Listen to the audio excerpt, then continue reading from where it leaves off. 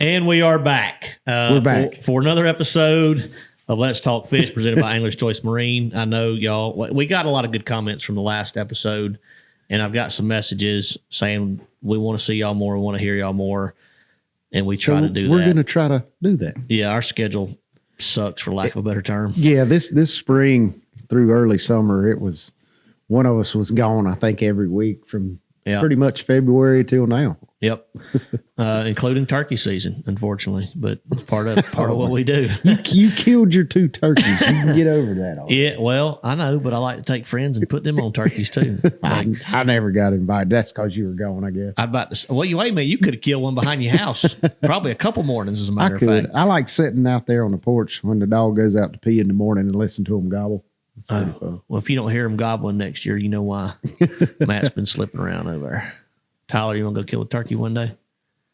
Hey, you never came and got your shotgun, by the way. Yeah, I forgot. I got busy. Okay.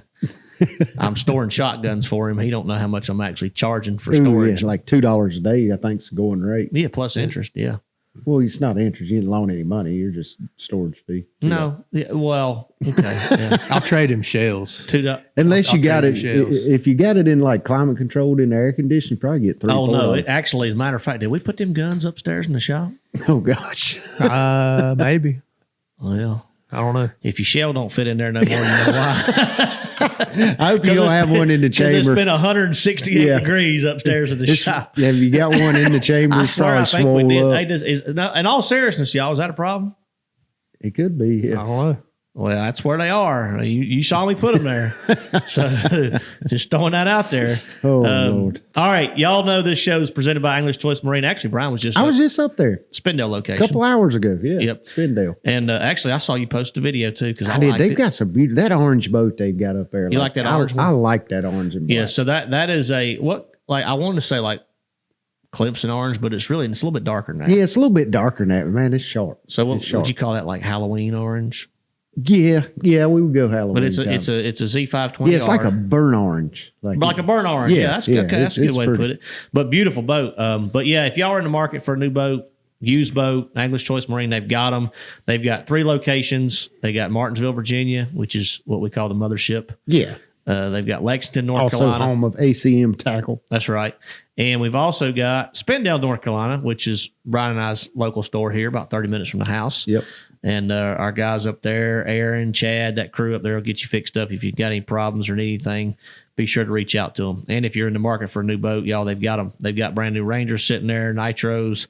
They got some Tritons. They got pontoons. They got John boats. Whatever you need, they got them. And if they don't, they can get it from the other stores, because I promise you one of the 3 stores has got what you're looking for. Burnt orange. That's right. Burnt orange. That's what we're going with. All right. The cool thing about Angler's Choice is they're bass fishermen too. Oh, 100%. And they know the timeliness and the impatience of a bass fisherman, for lack of a better word. So when a bass fisherman breaks something, like we need it now, you know what I mean? Are you that way? 100%. I know I'm that way. I try not to verbally be that way, but in my mind, like, I need it right now. Yeah, I wanted it yesterday. You know, I've always had the best service, and everybody I've ever sent to Angler's Choice is the same way. They've said the service is second to none. You know, they're there to get your business, make you happy, and keep you on the water. Ryan's counting down the days till Michigan deer season. That's funny because apparently I'm a little behind. My buddy Smoke over here has been sending me trail cam pictures today or yesterday. Was that today or yesterday? I got the pictures yesterday. I think I sent them to you today. All that money you got, and you got the crappiest cameras of anybody I know. Well, they're not mine. Joe puts them out. You don't even have any cameras? No, Joe does that. Well, that's the exchange for letting him hunt, I guess, right? Well, yeah, and he's my buddy too. But why don't you get some Tacticams where you can get them HD pics, and because them pictures of them bucks, he's got some nice bucks. Got some nice bucks, but I can't tell much about them.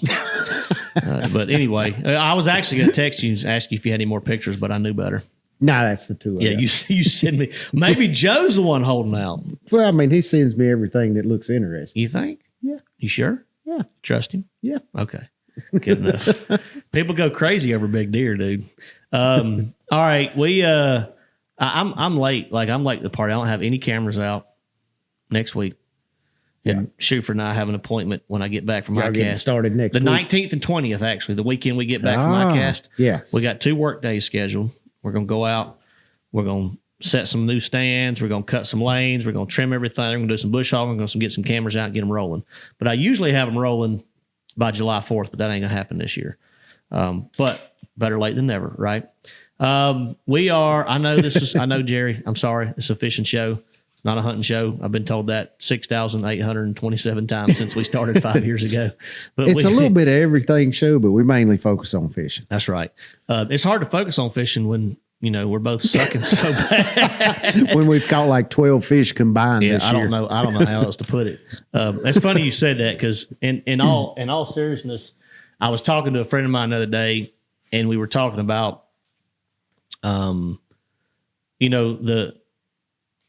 like when you get to the top level of any sport, like the margin difference is like 1 decision, 1 ounce. Oh yeah. It's like the elites go to a lake, and your average bass fisherman might go out there and catch a couple bass one day and have a great day. And then when the elites or the BPT tour goes to a place, you're catching 50 pounds in 2 days, and that's terrible. Oh yeah. Compared to all the other pros that you're competing against. Exactly. But I'm going out there and catching a limit every day and culling 5 times or 10 times or 12 times, and I'm getting my butt kicked. So, we had 10 killer. We had 102 limits 3 days in a row. No, 2 days in a row. And then the 50 guy. Actually, I was making fun of them because I said we had a perfect record at 10 killer of 102 elites catching a limit on day 1, 102 elites catching a limit on day 2. And the top 50 make the cut on day 3. And 49 of us caught a limit. Oh, somebody messed it up. I won't say his name, but don't do that. He was a Canadian. I love all the Canadians that fish our tour, but it was just funny. See, so we're both in a considerable slump. 100%.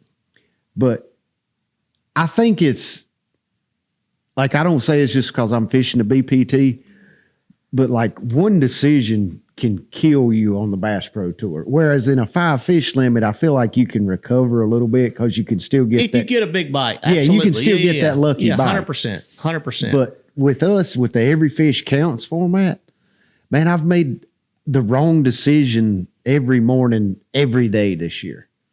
Now, I like my best places in practice or the places where I thought I found the most bass, and go there, can't make it work. They've moved, can't relocate them. And by the time you do relocate them, you're 50 pounds behind, and it's hard to catch up. And it's just been a year of bad decisions for me. A lot of bad decisions. Yep. And I don't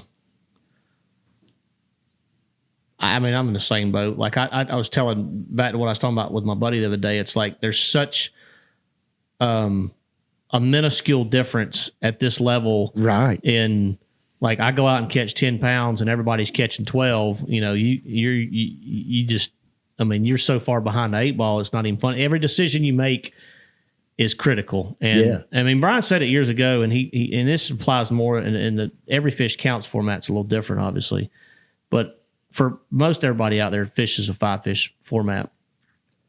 The more decisions you can make throughout a tournament day, the better chance you have of getting one right.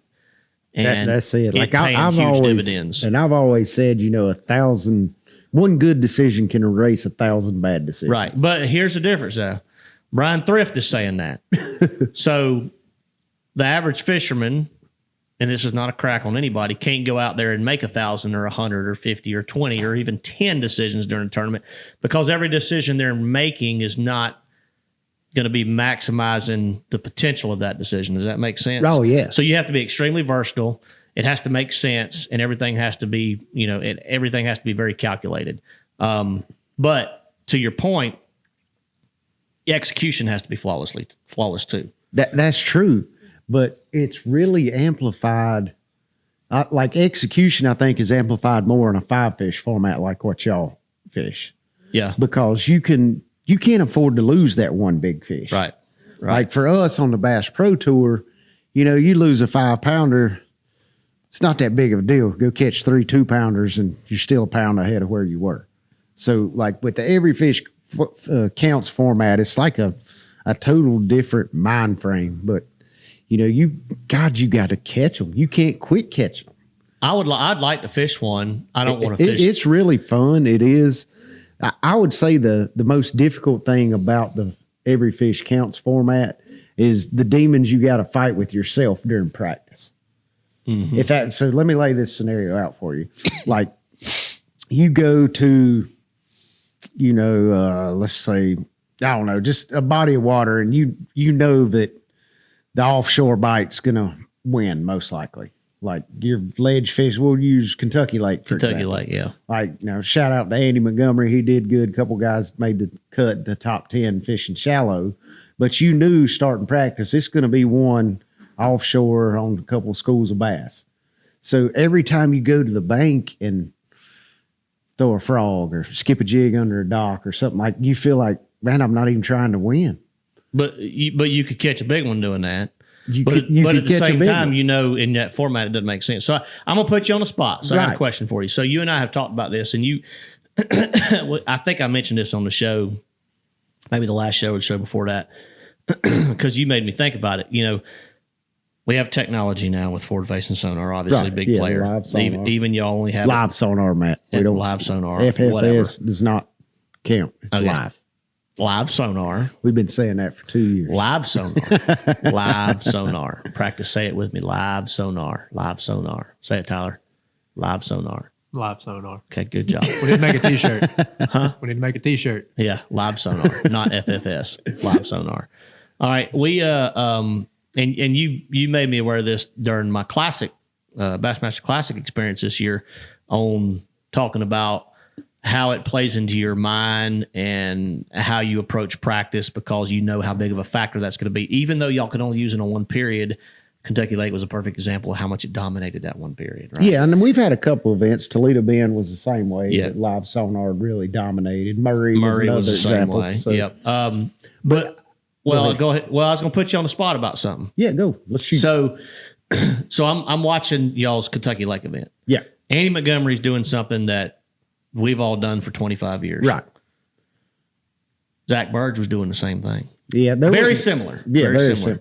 So when you're practicing and prepping for that event, you obviously know numbers are going to be critical. Numbers of keepers are going to be critical. I got to catch them as fast as I can, scoreable bass, yada, yada, yada, right? Mm-hmm. You got to focus on that. So you're one of the best marina fishermen, and you're super aware of that bite, and you're super efficient with that bite, and you've known about that bite for 20 years. Is that something you tried, or did you stay away from it because you didn't think the numbers were going to be good enough to compete? No, I tried it, but I tried it in the wrong areas. Okay. So not every marina is the same. Right. Sure. And I ran away from all the fish was what I did in that practice. So, expand on that. So the way it worked out, and this is kind of where my decision making and what I say, I've been making a lot of bad decisions this year. What I'm getting at is I want to know if excuse my French, if live sonar had an impact on those decisions you were making. No, it did not. So I really like the format MLF has right now with the one period of live sonar. Like, I think that's the best blend we could possibly ever hope for with the way the technology is advancing. But going back to the point of missing the marina bite, like, I still did that the first morning of the tournament. I just ran away from all the fish. So I've got in this bad zone where I want to get away from boats and try to get away from everybody and go do my own thing. And that doesn't work in the BPT format, because all the fish that are biting are usually biting in a section or a zone of the lake. And it was like that at Kentucky Lake and Barkley. Everybody caught them on the lower end of Kentucky, and they caught them on the lower end of Barkley. And they run backwards. So on the north end. That's confusing. Yeah. So they caught them on the north end of Kentucky and the north end of Barkley. And I ran to the south end of Barkley and the south end of Kentucky. So I ran away from all the bass there. And that's pretty much the way this year's went. I've ran away from every bass in the lake in every tournament. But it's we're going to get it cleaned up sometime. I got one more event this year, so hopefully we're going to get it cleaned up. And that's what we're going to jump right into. We've talked about it a little bit. Another thing I've noticed that I've been trying to work on this year that I noticed early on is I would paint myself in a box before I ever got to the lake. So I would get in my mind what I was going to do before practice even started. That's not like you. No, that's what I'm saying. Like I've got in a bad zone or a bad funk in my mentality of what I'm going to do. And I'm not just kind of flying by the seat of my pants like I used to do for my whole career. For some reason, I don't know why. I thought 18 years into it would be a good time to change it up, but that's what we've done. No, I think you're not changing it up. It's something that, so just to give y'all a little, and I'm not tooting our horns or anything, but I'm going to lay it out there because Brian and I are both in a slump and we want to touch on that tonight and how do you get out of it? For 14 years for me, I have not missed a championship, whether it was a FLW, Forest Wood Cup, or Bassmaster Classic. Brian is at least that, if not maybe one or two more. I haven't missed one since I started. Okay, so he's 16 years. About 16 years in a row. Well, let's see. I started in 07, so 18 years. I've yet to miss a championship, but 2026, we're going to be working the booth. Well, I saw a comment that said, I see one from Mr. Jones. I see one from Mike talking about slumps. We're in danger of not making the Classic in Redcrest. Look, the reality of the situation, Thrift probably ain't going to make Redcrest, and I'm probably not going to make it. I'm not going to make it. So he's got one I can event win left. at Saginaw Bay, still not make it. You could win and not make it? No, we way down in the hole. I have to have 2 top 10s to have a shot. I'm way down with 2 there. tournaments left. So that's the facts. But the thing about it is when you kind of get in a groove and you get accustomed to things and everything's going right and everything's great and you're making good decisions. And even when you're not making good decisions, you make another good one and it makes up for it and things like that. When things aren't going great and you've been on such a streak for such a long time, your mind starts playing tricks on you. It really I have does. talked to Brian on the phone. I can tell you he's not the same when I talked to you before the Potomac and after the Potomac. He's not the same on the phone as he was last year at this time. Yeah, it my messes wife's with told your me the head. exact same thing. Yeah, and I'm trying to get out of it, but I think it's one of them things where I don't know if you can get out of it. I think things just have to start turning around, and you got to start rolling with You it. simply have to fish your way out of it. Yeah, that's all there is. To all the people asking, and I have got a little bit. I haven't done great, but I've made, I think, the last 3 cuts. So we're starting to work our way back into it. Yeah. You just have to erase what happened last week, yesterday, month ago, and you've got to keep the confidence and just keep fishing because we know that we belong where we're at. We've proved that. We have to continue to prove that, and we have to mentally focus on what's next and not what happened in the past. And it's so easy. Like I know it's you see it all the time in the industry with professional anglers where, they and I'm sure Matt will agree to this, that heard it before, but you'll see guys, they want to figure out, they want to blame it on something. They think something's wrong. Yeah, they think something's wrong. Something's going on, something's wrong. This is why I'm not doing good. That's why I'm not doing good. But the blame it solely rests on us. Like we're not doing our job. We're not making the right decisions. We're not getting it done. It'd be easy for me to say, oh, it's live sonar. That's why I'm not doing as well. But that's not the case. It's just not. So yeah, I mean, and I see some comments already talking about, age a factor. Well, I mean, age is a factor in everything. I mean, that's a fact of life. I've thought about that too, because you look at the age we are. So a lot of these young kids, that are coming out of college and they're absolutely tearing it up. That's Matt and myself 20 years ago. Mm-hmm. Like we were those same young kids 20 years ago out there, rookies on the trail, tearing it up, making top 10s, winning events in our late 20s and early 30s. And these kids are hungry. They're just like we were when we started. And all the thing they've got on their side is time right now. And they eat, sleep, breathe bass fishing. And that's where we were 20 years ago. And to say we've slowed down a little bit and not quite as motivated as we used to be, like we're still motivated, but we don't have the time and the energy to devote 100% of our lives to bass fishing like we did when we first started. Yeah, and that's again, that's just a fact of life. Like right, having kids, getting a family going. Yeah, I'm priorities change a little bit. I'll be the first one to admit that in the past, well, probably 10 years of my career, which my oldest is 12, so that's probably about right. Yeah, I have fished less when I'm not at major events than I ever have. Now I think I've been out 6 times since the first of the year, not counting elite tournaments and practice. Yeah, that's myself. Like I've fished 4 or 5 times at Norman, and that's been about it. And we do have, and it makes a difference because we have kids. I say kids because they're 19, 18, 19, 20, 21 years old that literally go from lake to lake to lake to lake. And when they're in between tournaments, they fish for 7, 8, 9, 10 days in a row at a lake. I used to do that. Yeah, that may or may not even be on the schedule next year. So, could we do that? Yeah, but I don't want to do that. Right. And I owe it to my family not to do that. Like I'm proud of these rookies and these second and third year guys that are out here kicking tail, because that's us looking in the mirror 20 years ago at ourselves. And it's good to see that coming from a new generation of anglers that have that drive. Yep. It seems like it's a little more pronounced now, because when Matt and I started fishing professionally, there would be, of your group of rookies, you would have 10 or 15 rookies a year maybe, and 1 or 2 would be standouts, just head and shoulders above the rest. Mm-hmm. And then it seems like now these kids are so good after fishing through college, through high school. You got a rookie class of 10 guys, 8 of them are standouts. Oh, 100%. It's pretty impressive. Yep. I mean, this is the first time, maybe it was this past Classic, that it was the first time in Bassmaster history, and we can blame it on a million things, but we're going to talk about it's a combination of things, and technology is obviously a huge part of that. That every single rookie from the previous year made the Bassmaster Classic. Yeah. I mean, that's impressive. Yeah, that's, and then we've had, let's see, I think we've had 3 rookies win tournaments this year. Yeah. Of the 7 events, we've had 3 won by rookies. Right. I don't know if that's ever happened in the history of Bassmaster.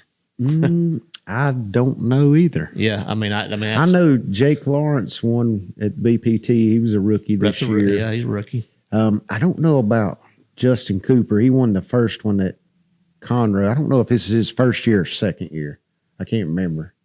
Got you. But I mean, yeah, a lot of the young guys are dominating and winning, and I love to see that. I think it's awesome, because I look at when I first started, I was kind of, I never got pigeonholed as a technology expert, but I mean, a lot of the period when I was dominating from 2010 to 2020, 23, when the last 13 years was, I figured out, I'm not going to say I figured out, but I devoted a lot of my practice to hummingbird side imaging, just idling around, finding those isolated pieces of structure. And I feel like I was one of the first guys to really pioneer that and, devote my entire practice to that. Just like these guys now are devoting their entire practice to live sonar. I was doing that 15 years ago with side imaging. And, it really let me stand out and compete at a higher level and win a lot of events. But for some reason that wasn't viewed at the same light as the live sonar, I guess, because you still couldn't see the fish. You just could see where they were living. Yeah. Couple really good questions here. And y'all, this is a show where we're going to try to take as many questions as we can. So I'm going to periodically grab questions as I see them. But Jody Wright said, in the age of scope, can you outwork people to truly be elite? And that's a great statement, because Mike Harris touched on it in the second statement. He said, live sonar has changed the game, though. It's easier to learn that one technique and then rely on it. You can, if you're fishing a league, which the only league is now, Bassmaster Elites, that allows it 100% of the time. Now, if I was talking to a college angler and I knew for a fact that live sonar was here to stay for eternity, including the improvements they're going to make in the next 4 to 5, 6, 7 years, and there would never be any limitations on it, then I would say focus on that and forget everything else. Because from 0 to 100, and I'm talking about feet of water, 12 months out of the year, it will dominate because it will only get better, and it will be what you have to do in order to win. Yeah, in order to compete and consistently finish Consistently high. win. Now, Ryan, I'll touch on that question, and I'll let Brian touch on it too. It says, who do you think guys would do better, older veterans or young guns, if they got rid of live sonar and we went back to basic electronics? Now, when you say basic, there's people that all over the world and internet that would go crazy because everybody's going to categorize that differently. Can't have nothing but a flashers, paper graphs, just a 2D sonar. We need mapping. What are we talking about? But let's just refer to everything but live sonar. So this is my outlook, and then Brian, you can give me yours. Yeah. What you would see is you would see what you saw for years and years and years, where you would not have such a group of young anglers dominating every tournament as opposed to a more diverse top 10 every tournament. Right. Meaning it would level out the playing field more because you would have to be a more versatile angler, and you would have to be able to adapt to a lot of different situations with more techniques, yada, yada, yada. Can these young guys catch them without live scope? 100% they can. I know they can. And back to what we said earlier, their work ethic, they're out there on the water every day. If they don't have their live sonar, it doesn't matter. They're going to figure out how to catch them other ways because that's what they got to do to survive. Yeah. That's what they got to do to compete, and that's what they got to do to fish professionally, and that's their dream, just like it was ours. But I do think it would diversify your top-end anglers a little bit more. So you would see maybe you would see one young guy win a tournament a year, and then an old guy win a tournament, and then a middle-of-the-road guy win a tournament, as opposed to maybe 3 rookies winning 3 in a row, something like that. But as far as overall, I'm not going to say veterans would dominate, but typically in any sport, the guys with the most experience. Now, you'll always have that rookie, like Brian was that rookie. Like first year he came out. Yeah. I don't know if you won a tournament that year, but you finished second. I finished second in my first. Yeah, the first one he ever fished. I've seen guys come onto the scene and win a tournament their rookie year. Oh, yeah. Every once in a while, things like that happen, but you would not see the level of domination that you do if you took away that. But these kids would still do good. Yeah, I think they would still excel. Like no, we're talking about dominate like they are now. No, not. Well, I'm talking about every rookie making the classic. Not every rookie. 3 or 4 winning tournaments a year. Yeah, but I still think we would see them perform at a very high level, and still be a lot of them at the top because. So let me lay this out. We will never know as long as the live sonar is allowed, because you think about it, in practice they know they can use it and they know that's what's going to win. So they focus on it. Can they though? That might be illegal too. What? Using it in practice. I'm talking about now. Oh, now I'm sorry. So, but you take that very same, making up scenarios. You take that very same event, and they know they can't use it. They can't use it in practice, and they practice for 2 or 3 days without live sonar, just running the bank, just covering water, just fishing hard. Yep. They're still gonna find fish, and they're still going to be up there and consistently perform well. Yeah. I mean, and then I did see the comment about you can look at the MPFL and I was getting ready to address that. Much answer that. I mean, we've got 3 veterans of the sport that have won over there this year. Well, and 9 of the top 10 in the AOY over there are elite anglers, which I think there's only 20 elite anglers over there. There's 19, I think, to be exact. I think but you don't really have a lot of the young gun super live sonar guys. Tyler Williams is the only one over there that I know that's a big time scoper, right? Like, huge live sonar guy. Yeah, he fishes the elites, does very well. He's at the MPFL. He's doing so. Now I think he may have skipped a tournament or something for whatever reason, but regardless of that, I think if you took that same pool of the younger anglers, that's what I want to say. That's what would be interesting. I still think they're going to perform at a very high level. Yeah. So if you take let's just say the 8 of the 10 rookies on the elites this year, and you threw them in the MPFL mix along with the current veteran anglers, like they know the deal. I feel like there's the same with the Bass Pro guys. So like that would be interesting to see. And it's depending on what Bass decides to do next year. The votes have been tallied. It's in Bass's court. They get to make the decision, the ultimate decision. We'll see what happens, but it'll be a very interesting 2026 regardless. If we get a little bit more diversity, whether it's in the schedule or our rules or whatever it is, I think it'll be very fun to watch, and it'll be a pretty cool situation. So, all right, Keith Wood, that's a good question. Rusty, you nailed it. We just talked about that. A lot of the young guys aren't fishing the NPFL, though, so that isn't a fair comparison. Why do you think that is? Do you think that a lot of the young guys aren't fishing it because let's go back to what we said earlier. These young guys have more time on their hands than they know what to do with, obviously, because they're fishing all the time. So what do you think they're not fishing it because they don't allow live sonar? I mean, logically, with the information we have available, yes, that's the reason. I mean, I have to assume Yeah, that. you have to assume that. But is that the case? We don't know. Yeah. Could it also be the entry fees at Bass? Well, you mean at NPFL? Well, that's what I'm saying. At Bass, you only got your what?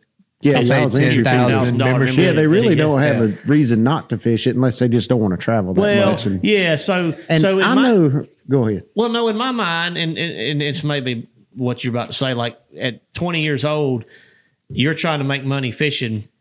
Here's the thing about the Elite Series right now, okay? I do love our $10,000 investment fishing for 5 times the return on our money for a 50% check, right? I love that idea. But this is coming from an established angler like Brian and myself who has, good sponsor relationships in place and things like that. Now, coming from a young angler standpoint, let's just say he doesn't have really good sponsorship relations in place at that point because he's so young in his career. So he cashes 9 checks on the Elites. That's $5,500 a check if you finish 50th in every tournament. So you're looking at $50,000. Well, minus your expenses plus the $10,000 you have to pay, you didn't make much money at all. Yeah.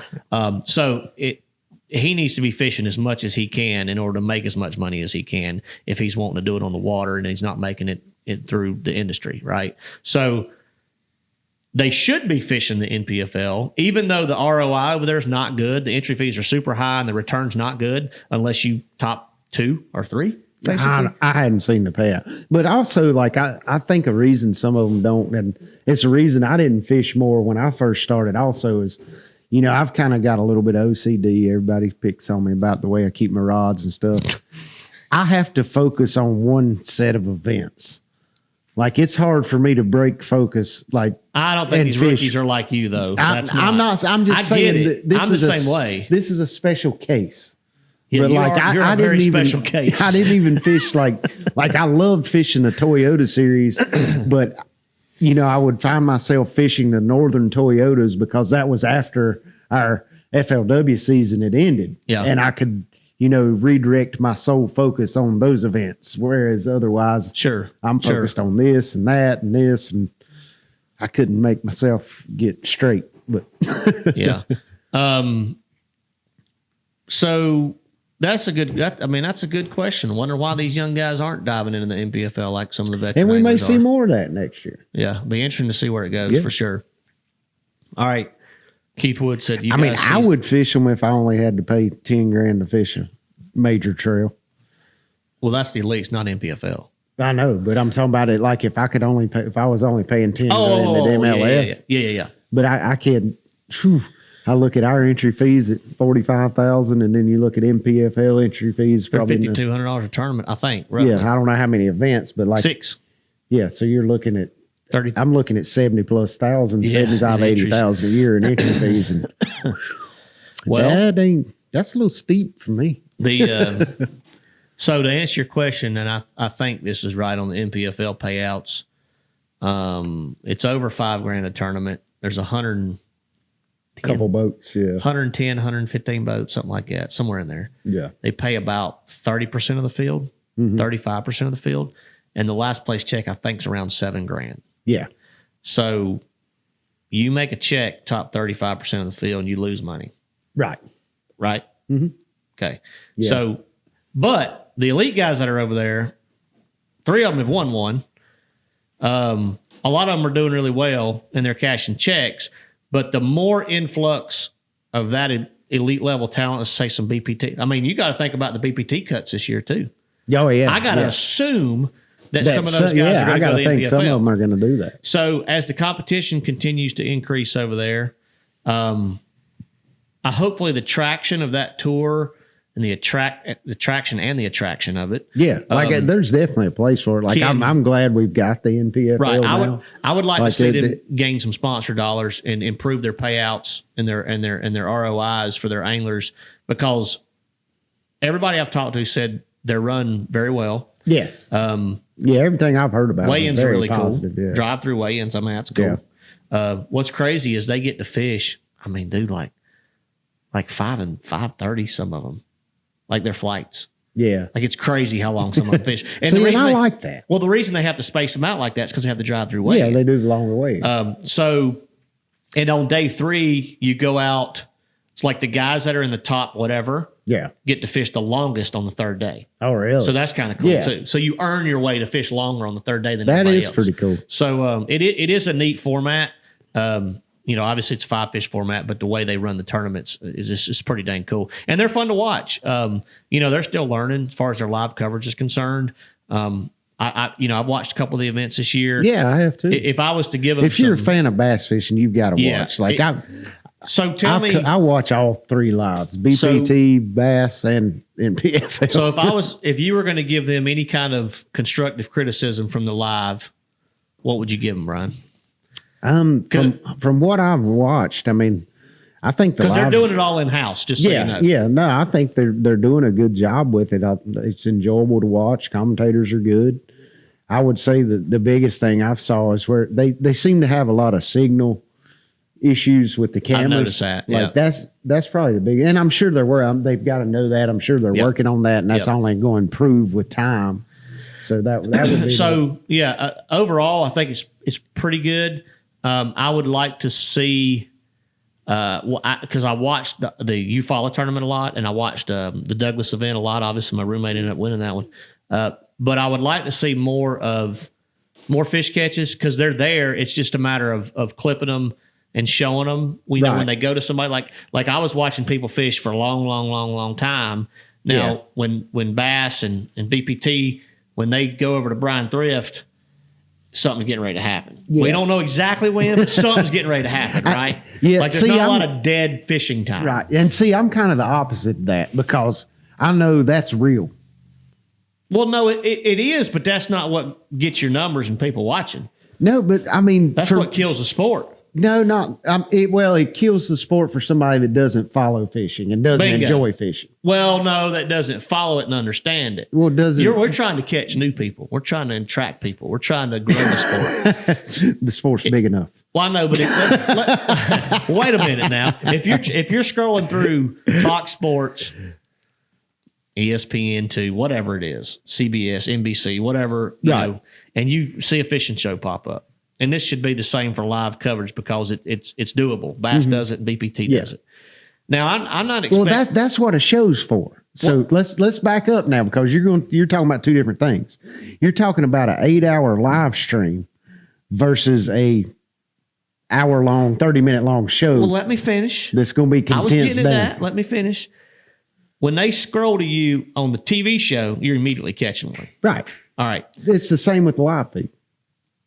Well, no, Bass and BPT is not exactly the same. It's pretty close. I have watched you make, not you necessarily, but you might see somebody make 3 casts before they catch one. Sometimes 6 or 7. But I don't want to scroll over to Tyler over here and watch him set the hook. Like, I'm not saying that.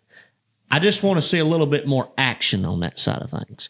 So what I'm saying is, I have watched some of this coverage, and I've watched somebody fish for 10 minutes, catch one. I got an easy answer for that. And go over to somebody else for 10 minutes and not catch one, and go over to somebody else for 10 minutes and not catch one. Like, I don't want to see that. Now, I think there's a meet in the middle. Yeah. Right. All right. Well, maybe this is the reason. Okay. They can't use live sonar. And fishing has changed in the last 5 years. They're not catching enough. Exactly. Is that what you're saying? They're not catching them as frequently. It's fishing in the raw. It's the way it originally started. Okay. Maybe that's what it is. I think that's what it is. Yeah. All right. I'm going to go back to a question because that was my thoughts. And I know I've had this conversation with a lot of people since the popularity of live sonars really taken off the last 5 years. Is, oh man, that's going to make bait fishing a lot better. Like, the fish on the bank aren't going to be pressured. That's a lie. Man, I think they all get caught with live sonar Every before they dang go one to the of 'em, bank, dude. so they don't ever go to the bank anymore. There's probably less fish on the bank. Yeah, they're I scared think to there death is to get up less there. fish on the bank now. Keith wanted to know, do you guys see scoping going dead at any point? It kind of touches on what you just talking about, but like how fish seem to get used to seeing certain hot baits every year or so, like the A-rig, how spinner baits shine every 3 to 4 years, etc.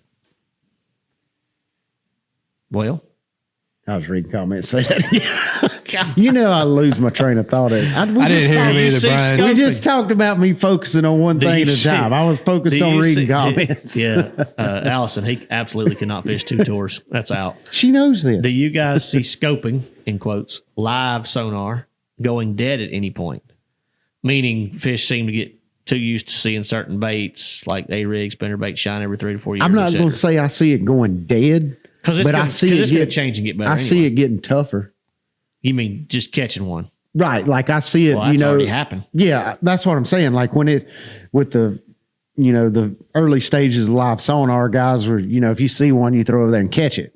And then the next year you see 4, you throw over there and catch 3. The next year you see 10, you throw over there and catch 6. And now you might see 50 and get 5 of them to bite. So it's definitely changing. I think it's definitely putting pressure on fish, and you're having to actually hunt for fish that are feeding with it versus just seeing one and throwing over there and catching him now. Yeah, that's right, Keith. The answer to that question when I was talking about the MPFL and the live coverage, and no, it's not. It's not just like I want to see fishing too, but I want to see a little bit more fish catching also. Not constant, obviously. I'm out on that.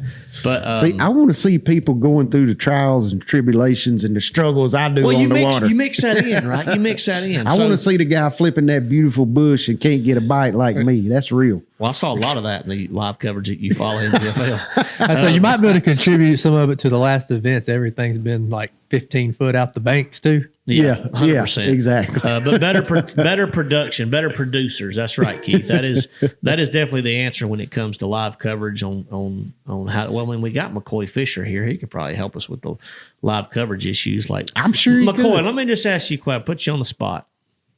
Does that microphone over there work, Tyler? That one? Yeah. Step It up to does the now. mic, McCoy. Oh, it's live now.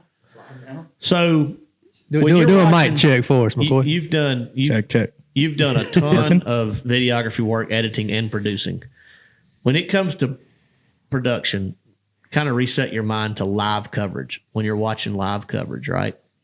And what I was talking about is watching a guy fish for 10 minutes and not catching one, and then leaving him, he never caught one, then going to another guy for 10 minutes and him not catching one, and another guy for 10 minutes and him not catching one.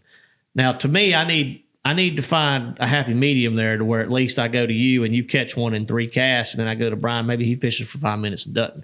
Then I go to Tyler, he catches one in 2 or 3 casts. And what I'm asking, what's your take on that, and how do you what would you do from a live production standpoint to make it as engaging as you possibly could? Like for MPFL, what would I do as league. MPFL? I know what Bass I know and the what we BPT do. I don't know a lot of the behind the scenes, but I know Bass has it down to a science, and I'm sure MLF does as well. Just like they're able to roll right into it. Like you hear when I'm doing the there's live. one- But is it that more entertaining? There's Yeah, one it is. solution, man. But did you hear what he said? Yeah. The one Yes. league's definitely it gets boring. It's all about Yeah. attention. So Yep. the only Keeping your solution is that Engagement. Right. Is- You have to keep them hooked. You Yeah. have to keep yeah. them hooked. So the solution is the leagues need to spend more money and put more cameras on the water. No, they just need to pull the catches and show them more.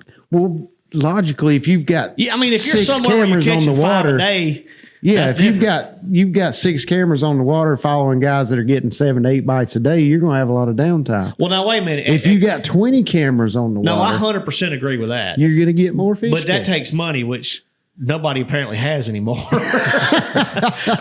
So, like Canterbury, for example, at Douglas, dude, after tournament, he shows up at where we at 10 killer after he wins Douglas. He's like, dude, that last day I caught like 45 fish flipping. Yeah, I think I saw 1 or 2, right. unless it was a rerun after the end of the day. Well, So- and you got to think. And he won the tournament. Well, you got to think about this, And too. they don't make a TV show, might I remind you. Well, you got to think about this. Those cameramen are freaking troopers. They're out there on the water. There's one right there. They're on I've the done a water handful of for times. 8 to 10 hours a day, standing up on the back deck, holding this 30-pound camera over their shoulder. They don't get paid enough. In the summer, it's hot. They're sweating. They got to get them I mean, you might miss a fish catch, getting a drink of water or something like that. You can't be mad about that. No, yes, I can. It seems like it happens to me every time I set the camera down. Exactly. They That's set what the- I'm saying. Yeah, but Like like you set it used- down, but it's facing the front deck, ain't it? Yeah, Try to be. It is. Yeah, Try to but be. Sometimes it's tough. He's done a little bit of that. I don't know if you Oh, know yeah. that for Bassmaster. Yeah. So he's running the camera, and I'm like, dude, I don't know how y'all do it. Like, I don't mad either. respect to camera guys because I couldn't Especially imagine St. being out Lawrence. on Yeah. Lake Erie in 5-footers and having to do that for Yeah, 9 that'd be hours, 8 terrible. hours, or whatever. Terrible. I don't even think about that. And then obviously, if it's your personal equipment, you have to take that into consideration when you're getting into rough water and things like that. But Yeah. But they've asked you several times, and you've gone out there and done it. Yep. Where all have you done it? How many times have you done it? 4 or 5? I think 4. I did an open last year at Leech. I did Pickwick, Harris Chain, You and hadn't then done it on Sabine. one- Sabine was definitely So- the worst one. just because of the heat. And just no fish. Okay. It just felt like we caught like barely any fish. Like I was filming dogs the last day at the Sabine with Justin Hamner. That got the most coverage was dogs. Interesting. The dogs. Yeah, Oh, I saw that actually. That was Dogs good. You always, did good, McCoy. That was good always stuff. get a lot of he wanted to coverage. jump in the boat. The other thing, I'm gonna bring this up too, in defense of the cameramen, when they get like and I don't know if this even exists, but they should have like bonuses. Like we have a big fish bonus. Like We need like the kid that was with me at the St. John's when he got that frog blow up and it ended up being Brandon, entered into yeah. the top water blow ups of the year, whatever, Bassies. So Didn't what's win. those awards? Like the ESPYs award? Bassies. Bassies. Yeah. The Bassies. Bassies.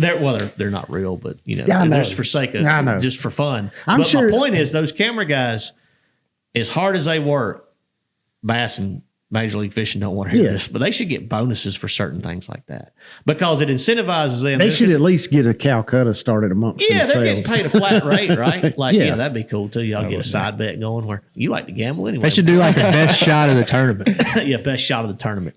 Yeah. But Jake always gets whoever's in first place, so he already has an edge. So you have to give him like a handicap. Like if he's Right. with the guy that's leading, then he obviously technically should have a better shot at capturing something Most great. of the time. Yeah. Most of the time. Most of the time. But like the dog deal, or you get a shot of somebody falling off the boat or something like that. Yeah, I'm just saying, That one like, was funny, yeah. I'm just saying, like, I mean, dude, you got stuff, from Scott Martin over the years that you could make millions off of, but nobody will let me have it and release it. No, I'm kidding. McCoy's laughing because he Lordy. knows it's true. We even got some Canterbury footage that we can Plead the play with a fifth. little bit. No, in all seriousness,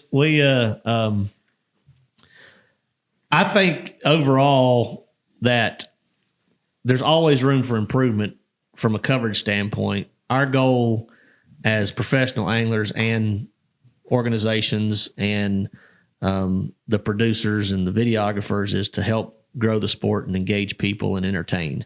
Because that's the only way we actually make money, Right, For yeah. our industry. So it's just hard to figure out exactly where you have to be to truly entertain when it comes to fishing, right? Right. Like, because most people are like, he's fishing. How entertaining can it really be? But if you do it like we do, we love watching it. Right. And like Brian says, he wants to kind of get in their minds and watch how they, Yeah. face adversity and things like that. But I think the Yeah. average I need to consumer watch somebody not catching anything and see how they start change catching them and things like so that. I can apply it to myself this year. Yeah. Well, and that's important too. That's So- the slump buster we're looking for, man. Well, to touch on that, like one of the things that, and all the commentators in all the leagues are really good at this, is not talking over an angler. Like, let's just Yeah. say you catch one and you sit down and you're re-rigging. I want to hear everything he's got to say at Right. that Yeah. moment. You want to hear him explain the process. I and definitely don't things want like- to see the cameras leave him and go to somebody else. I want to finish the conversation there, and then we can do Right. whatever. And I think all the leagues do a really good job about that. Like they they've kind of noticed that that's what the viewers want to see. Like they want to hear what's going on in the angler's mind. And, you know, when they have dead air from the anglers, that's when the commentators fill in and cover that void. And I think they all do great with that. Yeah, Ryan, that's a good point. He said, how about just mount a camera on every boat, have people back on shore controlling the camera footage? You can, I mean, now we got guys like, I think run live stream, Matt Robertson, maybe Logan Parks. They're running like Starlink on their boats and things like that where they're live streaming to their own channels, which I don't blame them. Like, if you're going to do that, you might as well use it to your own benefit. And not, right. I mean, nothing against Bass or BPT, but you might as well use it to grow your brand. And it's going to grow Bass's brand in return anyway, right? So, but we have guys doing that already. It seems like they're getting quite a few views on that stuff too. I would imagine that would be huge. And I think, you know, some guys tried that with MLF, and then they didn't. They might have allowed it a couple events and told us we couldn't do it or something. Here's another idea. We all have to run cameras. Y'all have to run cameras, right? Dude, if you would simply and maybe kick them a little bonus, like $50 for a clip, whatever it is. Yeah. Like if you caught a 7-pounder that day, right. You didn't have a cameraman. Happens all the time, right? Oh, yeah. People catch giants, crazy things happen. I fall out the boat, whatever it is. Happens every tournament. We've got 102 guys. Y'all got 65 guys. Right. NPFL has 110 guys. We got these crazy clips on our GoPros. Now, obviously, we want to use them for our stuff too. Yeah. But a lot of guys don't even use them at all. And I'm guilty of that a lot of times, right? No, I'm the same way. So my GoPro. The organizations should get like somehow communicate with the anglers and get these clips or these SD cards from them in order to create these, whether it's blooper reels, whether it's highlights, bonus highlights, maybe it's a paid thing. You go on YouTube and you get to see Tyler fell in the lake, McCoy dropped a fish out of the boat, Thrift lost a 10-pounder. Yeah, Matt got a hook in his leg.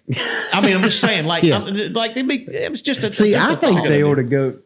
Like, I wish the leagues would set up live cameras on everybody's boat and stream everybody's boat. So you like a Twitch stream where you can go select who your favorite angler is and watch them all day. Right, you could choose who you want to do. I mean, and I feel like you could monetize that. Like, you could sell a subscription to it. 1,000% you could. Like, I think that would be great. You know, because guys are going to want to see what everybody's doing. Yeah. Like especially in the BPT format, like I could see that being very popular because, you know, we've got 65 guys on the water, 66, and they've got 6 cameras the first couple of days. And you've always got guys that start out, you know, don't catch anything. And then all of a sudden, second period, they catch 50 pounds in 35, 40 minutes. You know, if you were live streaming that, as soon as a guy got hot, you know, that's where your viewership's going to go. Yeah. As soon as they start catching them. Yeah, Daniel, I didn't know that, but it said NPFL, not sure it was paid for. I'm sure it wasn't, but they got the shots from the winner's GoPro from Eufaula. Excuse me. So, oh God, talking about Matt Robertson with live cameras on all boats would be dangerous. Matt Robertson hanging off the side. That may actually happen because he was live at the last several tournaments. He runs a live camera, and he's live on his YouTube channel, I think, isn't he? Yeah. McCoy. Yeah. So, but you know, well, Daniel, to be honest with you, man, I used to complain about that. We still have a few of the veterans that complain about but that's locations. Not that big of a deal. I don't think that's a big deal anymore. I think that's overrated. Yeah. He said, I doubt the anglers would want that, right? Just giving locations, baits, etc. away. I don't care how many, I mean, especially on a rear deck GoPro or DJI camera or whatever it is. Right. It's going to be. You ain't going to see the bait if they don't want you to see the bait. And you sure as heck ain't going to be able to zoom in and tell exactly what it is. I've seen that a million times, right? And if there's people out there that's going to try to poach you off what they see on your live, that's pretty terrible anyway. Yeah, so it would hopefully that wouldn't create happen. An issue like that. People just come out and mess you up. Well, now if somebody did that, then that's a little bit different. Like if they come purposely tried to be there the next morning or something. Yeah, that's rare. It's happened before, but that's rare. Now in that situation, that would be bad. Yeah, that happened. Well, I know we've Anthony got Gagliardi in a Forest Wood Cup one time. You remember that? Yeah, I don't know if that guy was there because he saw him catching him there, but he was there. I know for us, and I'm sure it's bass alike, is we have, under the no information policy, once practice begins, we're not allowed to view and study social media from other anglers on the tour. So like, say me and Matt were fishing together and say we're both on the Bass Pro Tour. Matt catches a 12-pounder in practice and posts a video about it, about how he caught it, all excited, like it would be against the rules for me to watch that video and study what he was using and try to gain an advantage off of his video. If you see the video like randomly in your feed and you see me catch a big one, that's one thing. But if you sit there and you analyze that video in order to gain a competitive advantage, that's when you break a rule. Right. Daniel, so Bass has the same rule. Yes. Okay. Yes. We can. It doesn't say we can or can't. It says we can't do it to gain a competitive advantage. Right. So if I see you catch one and I zoom in on your lure, and try to figure out that's your location, what color right? Green and then worm I is go that? out there to make an adjustment, and then I broke a rule. Daniel, you're right. Money talks for sure, 100%. I'm just trying to think of always thinking of ways to try to bring in more money and engage more people and grow the sport. So exactly. I mean, that's what we're all setting out to do. I mean, that's our number one job, is to sell product and, make the general public aware of what's working for us. Could a Ranger outrun a drone? In this day and age, I've seen some of them drones get after. McCoy knows what's the fastest drones out there now. Some of those FPV drones can go like 90 plus. 90? Well, then it ain't. But like the normal Ranger drones, ain't outrunning that. 45. Well, we could smoke that. Yeah, I will say, and this is nothing against Ranger, it's just they were the easiest to get a good shot of because they start slower. Well, I mean, that depends on which one you're filming. Some of those boats just take off. Some people don't know how to push the pedal down. And some people don't carry as much tackle as Brian does. That's a fact. That's a fact. That's right. Mike Harris, you said it. That's that comment needs to be on a T-shirt. Yeah, profit is not a dirty word. Yeah. Real quick, we were gonna talk about on the water etiquette a little bit. We've done that before, but just because our buddy Tyler over here had a issue, but we can talk about that next time. Since there you go. I got something for you that goes to this show. Okay, go ahead, I heard Tyler. On a podcast, and I want to hear y'all's takes on it. Okay, whose podcast you hear it on? I don't remember. Well, I listen to too many podcasts. I know who you're cheating on us with. I listen to too many different podcasts, man. You don't know where you heard it? No. You listen to that many? You don't even know where you heard it? Yes. Is it fishing related? Yes. Oh, okay. It's from an angler. An angler? Wait, you still don't know who it is? No, I don't remember. This was last week. I think he's lying. I've done a lot of stuff since last week. McCoy said, yep. But anyway, this angler stated that himself and he thinks a lot of others are having slumps because they're trying to be too diverse this year, trying to do too many different techniques instead of sticking to their strengths. I think there's some truth to that, and that applies in some situations for sure. A little bit of truth to that. I think there's a lot of truth to that. I mean, it's very, like we said earlier, it's very mental. It's extremely mental. But it's also, you look back, like, the thing about bass fishing is, it's graduated success and, doing well and, cashing checks is a good thing. But, winning is what's on our minds. Like Matt and myself, we want to win. And that eliminates a lot of techniques right there in practice. And I need to change that thought process. Like, sometimes you got to know when to lay up. You got to know when to try to get a check. Yeah. And a lot of times, and that's the way I've always fished my whole career, is like, hey, this ain't working. We got to try to get paid and pay some bills. And, I don't want to say I've got lazy, but I've got comfortable in not worrying about that and fishing for what I think I need to do to try to win. And I need to get back to, hey, this is the situation. We need to take what we got and make the best of it. Yeah. And a lot of times that equates into you can still turn that into You'd be surprised sometimes. You can turn that into a top 10 and even contend for a win or may even win. There's so many times in events you see guys that win or have a top 10 finish and they're doing their interviews.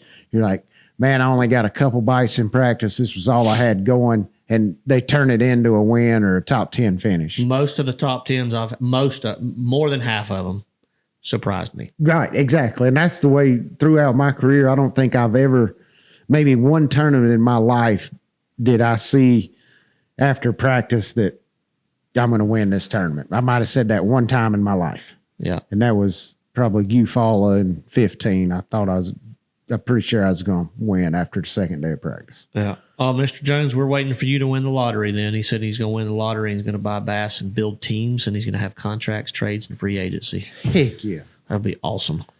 That would be awesome. All right. It is time to wrap it up. We do have a trivia giveaway for all those that have joined. We got, looks like courtesy of Angler's Choice Marine. People. It is sponsored by Angler's Choice Marine. It's going to be one of these heavy duty weigh-in bags. And just so y'all know, I read the comments on our YouTube channel. I'm reading the comments and then now. I relay them to the comments on the never mind, not the live comments. It's over his head. I didn't even y'all. know we had more comments. And these are the one that matters. He responded to the feedback though. I told Brian, I said we had a comment, 2 comments actually, said they love the show, but they really don't want to hear somebody chewing on the Zot while they're talking during the live feed. Because when they're listening to it in their truck and driving, then it sounds when I read that comment, I'm like, dude, I've experienced that exact same thing with another podcast that I listened to on somebody that was chewing gum for like 2 or 3 episodes in a row, and they actually we got constructively criticized. Yeah. They got absolutely slammed by like 50 people, but it's a lot bigger podcast. Yada yada yada. I take criticism. Brian did not he did not eat a Zot the entire. No, I had podcast. McCoy set the Zots out of arm's reach. Out of his reach. McCoy ate all the Zots. Eating all the Zots while we're over here starving to death. But I mean, that's like, I'm not ashamed if I do something people don't like. No, I was praising you for it. Like I try to do better. It's that's things that we do that we don't even notice until that's why somebody my wife says loves me. If I do something she doesn't like, she tells me and I listen. Yeah, I bet you do. I do. You don't ever do anything she don't like. That's true. Yeah, you do. Yeah. It's rare. It's rare. But we sometimes we do things. Point is that we don't even know, until somebody comes out and says it. So we do appreciate all the feedback, good and bad. Yes. And we appreciate everybody that's tuned in and listened and enjoying the show, especially live. Enjoy the questions. We always try to get to as many as we can. I know we always miss a We've good got a amount. terrible storm right now. Well, it's an awful storm outside. So I'm thankful that the feed's gone this I was long, going to say, I'm impressed with it's our ripping feed. outside Yeah, right I'm now. impressed with our feed. Raining sideways, winds blowing, and it's been thundering and lightning. Don't even know if y'all can hear that, but it's getting pretty nasty here in Shelby, North Carolina. All right, trivia question time. Lay it on us, You Matt. remember the trivia question? I remember the question. Don't know that I remember the answer. Let me look at it. That's the answer right there. Okay. I know the answer. And the first correct answer we see scroll across the feed is who wins. McCoy's up. How many Zots did you eat, Oh, dude? my God. He's over. I hear something. Well, we don't have to worry about Zots on camera anymore because there are none. They're gone. Well, he's over there picking up his wrappers. At least he's cleaning up his trash. That's I'm true. like, what's that sound? That is true. Anyway, the winner of tonight's trivia question gets a heavy-duty Angler's Choice weigh-in bag you see here on the table. Can they even see that?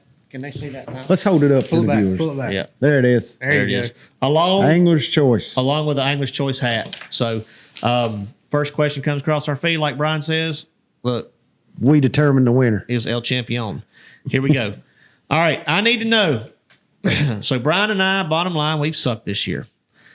We have fished a total of 15 tournaments. This is I don't like that word. We hadn't sucked. We've had tough we years. made bad decisions. Bad decisions.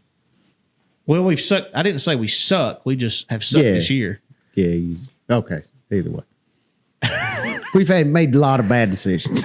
Yeah, there you go. We fished 15 tournaments Combined. The two of us. between, and that includes Red Crest for him and the Classic for me, Right. which we will probably not be a part of next year. You still got a chance, though. So there's hope. We'll be there There's regardless, though. The worst case scenario, we get to see all y'all smiling faces. Anybody that gets to attend the Red Exactly. Crest or the Classic. Classic's in Knoxville next year. Where's next year's Red Crest? I don't know if it's been announced yet. Is it out? I don't think it has. Okay. Don't Okay. think so. All right. So I could be wrong. it'll be a surprise. Probably be at Moss Lake. Probably back at Norman. Yes. Oh God! If it is, I'm going to be there working, but I ain't going to be happy. So it's not our average finish, Ryan. He guessed 62nd place. We fished 15 tournaments. How many checks total have Ryan and I made? How many checks Out of have we 15 got tournaments? together? It ain't zero. It could be. It I could mean, that very ain't well be. shots fired. It ain't zero. Shots fired by J-Man. Golly, we said we've had tough years. They believe it. Woo-wee. Oh, Yep, I see it. I see it. You got Erica Blanton. Erica Blanton. Erica Blanton. Barely edged you out, Jerry Glenn. Yep. Congratulations, Congratulations, is Erica El Blanton. Champion. It is a whopping 6 checks. In 15 events 15 between events. the two of us. That's terrible. That's not good. That's terrible. It's not good at all. We're going to try to make it. Let's see. I have 2 events left. That's I got 3 one more. left. We're going to try to make it 9 of 18. That'd be 50%. That'd be doable. So if we can get That'd be- 9. If we yeah, can get 9 of 18, yeah. that'd be 50%. The only positive I got is my one of my 2 checks was a top 10. That's the only good thing I But got it's going positive. this year. Y'all's top 10's loaded up with good money too. So, mine are not top 10s. You're coming though. You're due. Yeah, better hurry up. We might have to go to Moss Lake try to get a top 10 out of 20 boats. I was just on a Thursday thinking night. that. We Think probably, we get a top 10 out of scratch 20, a top out 10. of 20 boats? What do you think, McCoy? Either maybe McCoy only tells me I suck every week, dude. Maybe only once 9 you say boats you was- text me something one day, like a couple weeks ago, you're like, "Oh, you said something smart the other night when you was at the house." Said, "Good thing this ain't like you're fishing," or I don't know. You said something. He always maybe we'll get there Thursday night and there'll only be 9 boats and then we'll guarantee the top 10. find a tournament that's only got 9 boats. Yep. Or we can get us a top 10. Yep. Yeah. Okay. That's positive thinking. I like that. Exactly. That's what I'm saying. All right. Ryan, keep trucking, buddy. We do appreciate the support. Ryan's an OG. We got a lot of OGs on here. We do. Wendell, I'd love to come to Moss Thursday. I'm actually getting ready to get me a sticker for the new year because it just reset. Yeah, I got to July get mine 1st. too. I'm glad you said that. And you got to get yours too. Yeah. And try to get out there for a Moss Lake tournament here in the We next couple gotta weeks. do that. I'll We be in the haven't beach fished- though. I'm leaving for the beach in the morning. So Yeah. And then next week we've got ICAST. that's right. Yeah. I got an idea. Week after next. Yeah, week after Week next. after Week next. after. So maybe we could do it next week. Maybe we could. Yeah. Or you might still be at the beach. No, I'll be back Sunday night. All right. Maybe. Yep. We'll see where we're at. All right. So Erica That may Blanton. be just the thing we need to get out of our slump. Yeah. We'll go out there and get our teeth kicked in. That'll make us feel good. Can't be scared of that, Matt. That's fish what by I've been myself, living so come all on. year scared. We can't live scared That's no a good more. point. I ain't promised to do anything, no, McCoy. I've Did cashed you- a couple you- checks in my last couple tournaments. I just don't want I you know. to drag me back down. Oh, man. Hey, that's the first time in my life I've been That's able to. cold. I've been able to get him from That's the other cold. side. I mean, usually he's on the upside. I was thinking it, but I wasn't going to say it. That may be the coldest thing you've ever I said to me. apologize. That was mean. I mean, see, that's the way bass fishing is. It don't matter what you've done for the last 18 years of your professional career. Very true. One bad year, Yep. everybody wants to crack on you. Well, I mean, if I had like won the last 4 tournaments, I'd have never said that. But I'm nowhere close to having a good year. So I feel like if anybody Well, can it say wouldn't it, matter if you had. It's still cold. I mean, you can't kick a man when he's down. I'm sorry. I feel bad. I'm not even able to sleep tonight. I really don't feel bad. Like I'm glad I'm of the mind frame. I can joke about it. You know, me and my wife were talking about You this. have to, right? You I have just to. know- But I mean, you've got to take the bad with the good. You know, we've both been fortunate to make long careers out of this bass fishing game that we love. And, you know, you're going to have a down year. You can't let it eat you up and let it control you and consume you. You've just got to keep going with the flow, and you got to have fun with the bad times just like you do with the good times. That's the way I see it. Yep. Amen to that. All right. We got to wrap it up. Y'all, Did you make sure you told Erica? Yeah, on how Erica to- Blanton, send us your shipping information to our Facebook message. Message us on our Facebook page, the Let's Talk Fish Facebook page, with your shipping info, and we'll get that hat and heavy duty weigh-in bag from Angler's Choice Marine out to you as soon as possible. Gone the rest of the week. Back next week. Don't see why we possibly couldn't shoot. Hey, McCoy, we're supposed to be shooting next Tuesday, aren't we? Is that the 8th? Yep. Hey, that's my birthday. Yeah. So we may. Is that your birthday? July 8th. My Well, we may not do 50 yet. Huh? What? What? Did you just say 50th? 47. What? 6. Yes. I'm about to say it ain't 5. Now you're two. You're at I'm least 45 right now. So Okay, I'll you'll be 46. Gotcha. God, you're only 2 years older than me. Exactly. I was thinking you was like 3 or 4. You got way more gray next hair than Tuesday's Thrift's birthday, we'll decide whether we'll be here or not. So me. We got to be here. well, I'll okay, be here. all right, good enough. Good enough. We'll We'll yeah, that's shoot for my a show birthday. next Matt should Tuesday. bring Brian a little birthday cake. for the Exactly. show. Should I I? want a birthday cake, and y'all I mean, want you to sing me Y'all happy are the birthday. producers and editors and stuff. Why don't y'all do that? You're What? closer to the cake store. Because There's an Ingles beside the studio right here. Yeah, you co-host pass the should do cover. it. Like, that's what I think Matt should sing me happy birthday. I'm going to be upset if he don't. Since I cut you down so bad tonight, Exactly. I might actually have to bring you. I'm Exactly. gonna bring him one cupcake with a big 50 on it with candles. What? What are friends for? Yeah, exactly. All right, we got to get out of here. It's 8:13. It's storming like crazy. I don't know what's fixing to happen outside. It's I don't as bad think as it I hadn't was heard any 10 minutes sirens. ago. And so my oldest son, Wiley, like he's the weatherman of the family. Well, He is a weatherman. he's a weatherman. Yeah, straight up. And I haven't got an alert from him about any tornadoes or nothing dangerous. So we're He'd good. be the first one to let us know Yeah. for sure. So the other week, him and Brian Branch, they went on a tornado chasing excursion when we had that big hailstorm and all. Yeah. Oh, it's pretty neat, all the videos. Well, I want to say something. You need to post those to your Facebook page. I think he rode with Brian Branch. Brian posts everything. Oh, okay. But Okay. yeah, it's pretty neat. Like I know one of the videos of them, I think Brad Panovich put it up on his site, and it's pretty neat sitting in the hailstorm. And I like King's Mountain. that. I follow that Brad Panovich. Yeah. He's usually dead on, ain't he? yeah, he's a very, good one. very good. All right, y'all. Appreciate y'all tuning in. I'm headed out on vacation in the morning. Brian will be hanging around doing some different things, probably some family time now. Oh yeah. And then next Tuesday's his 50th, so be sure to get everybody. What? 46. I'm sorry, 46. We'll try to be back in the studio next I week still with a think special you show. look older than me though. I mean, I don't doubt that. I definitely got a lot more white. Do you dye your beard? No, You really don't? You don't dye your hair or nothing? no. See, You have any gray? no, very little. See, I don't have much gray, but it's all going away. Look at that. You have a receding hairline. I got a receding hairline, something ferocious. Well, as long as you still got hair. I mean, be it's all still a right. little bit there. I got plenty of hair. It's just different colors. It's a lot of white. A lot of white. God, I swear I just saw a cow fly by. Y'all see that? I did not. I seen a call. Getting nasty out there. All right. It is. Well, let's sign us out, Brian, and we'll see them next Tuesday. Guys, thank you for watching. We're going to be back next Tuesday. There better be cake, Matt. And remember, if we can't go fishing, what are we going to do? Sit right here and talk fishing. Thank you.